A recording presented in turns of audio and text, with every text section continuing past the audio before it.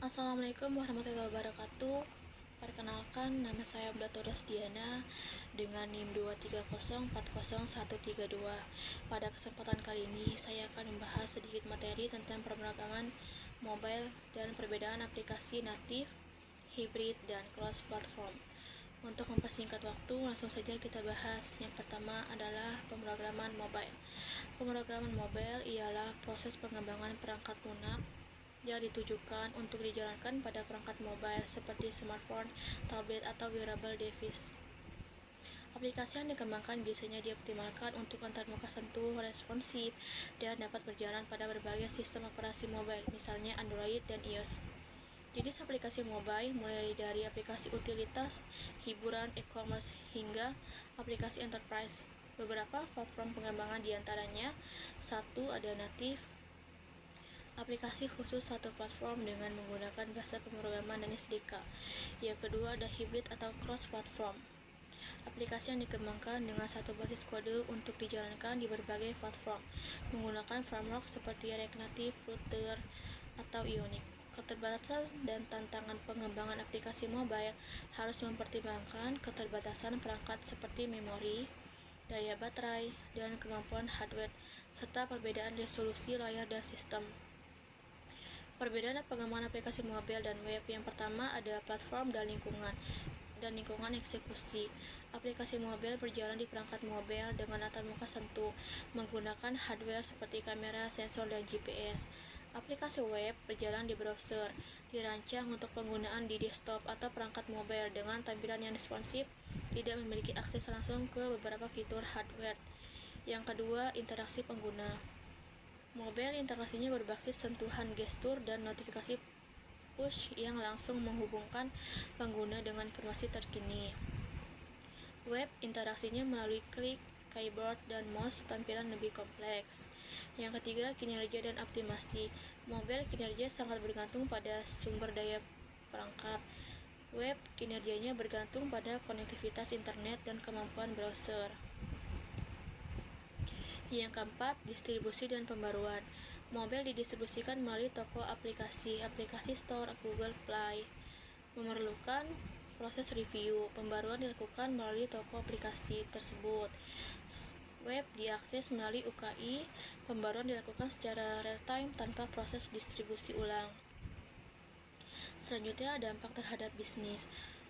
1. Ada transformasi model bisnis. Aplikasi mobile membuka peluang untuk berinovasi dalam menyediakan layanan seperti e-commerce, mobile banking, dan on-demand service, meningkatkan keterlibatan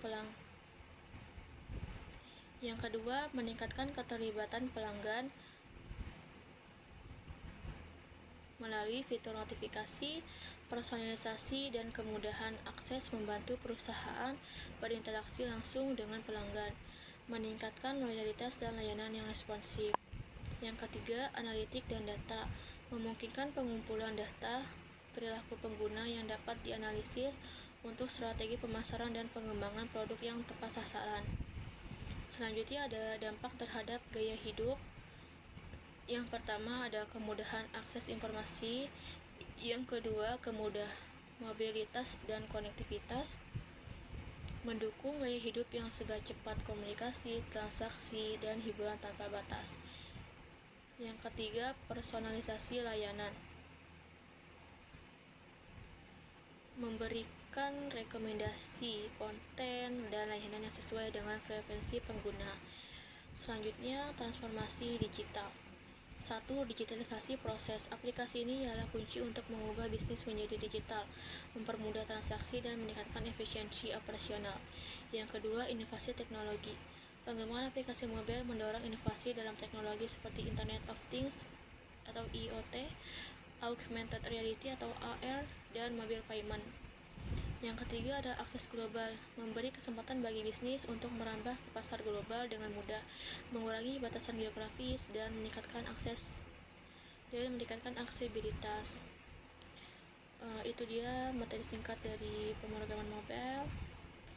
Selanjutnya yaitu materi perbedaan aplikasi natif, hybrid, dan cross-platform.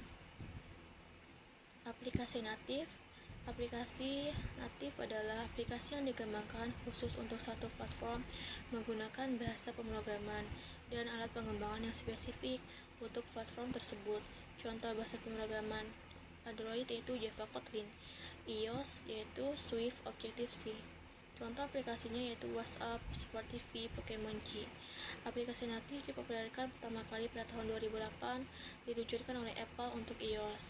Lalu pada tahun 2010, Google Play Store, dulunya Android Market, diluncurkan memperluas pasar aplikasi natif untuk Android. Kelebihannya yaitu performa tinggi, akses penuh ke fitur perangkat keras, dan pengalaman pengguna yang optimal. Kekurangannya yaitu biaya pengembangannya tinggi, waktu pengembangan lebih lama, dan tidak dapat digunakan di platform lain. Selanjutnya, aplikasi hibrid. Aplikasi hibrid adalah aplikasi yang dikembangkan menggunakan teknologi web HTML, CSS, JavaScript, dan dibungkus dalam wadah natif. Contohnya framework yaitu Apache, Cordova, Ionic. Contoh aplikasinya yaitu Instagram. Aplikasi hibrid diluncurkan pertama kali pada tahun 2009. PhoneGap sekarang Apache Cordova. Lalu pada tahun 2013, Ionic Framework diperkenalkan mempermudah pengembangan aplikasi hibrid dengan antarmuka pengguna yang lebih baik. Kelebihan aplikasi ini yaitu pengembangan lebih cepat, biaya lebih relevan, satu basis kode untuk banyak platform. Kekurangannya yaitu performa lebih rendah dibandingkan natif, akses terbatas ke perangkat keras, dan pengalaman pengguna kurang optimal. Selanjutnya, aplikasi cross-platform. Aplikasi cross-platform adalah aplikasi yang dikembangkan menggunakan satu basis kode di berbagai platform. Contoh frameworknya yaitu React Native dan Flutter. Contoh aplikasinya yaitu Facebook dan Google Ads. Sejarahnya pada tahun 2015, React Native diperkenalkan oleh Facebook. Pada tahun 2017, Google meluncurkan Flutter Framework cross-platform yang menggunakan bahasa pemrograman. Kelebihan aplikasi ini yaitu lebih efisien, biaya lebih rendah, satu basis kode untuk banyak platform. Kekurangannya, performa tidak sebaik natif, akses terbatas ke fitur perangkat keras tertentu, pengalaman pengguna bisa bervariasi. Selanjutnya yaitu studi kasus platform populer. Satu, ada Android natif menggunakan Java atau Kotlin. Yang kedua, ada iOS natif menggunakan Swift atau Objective-C untuk integrasi penuh dengan ekosistem Apple. Yang ketiga, ada React natif dikembangkan oleh Meta menggunakan JavaScript. Yang keempat, ada Flutter cross-platform dikembangkan oleh Google menggunakan Dart untuk membangun aplikasi dengan performa lebih tinggi dan konsisten. Itu dia penjelasan singkat mengenai perbedaan aplikasi natif, hibrid, dan platform. Sekian dari saya, kurang lebihnya mohon maaf. Assalamualaikum warahmatullahi wabarakatuh.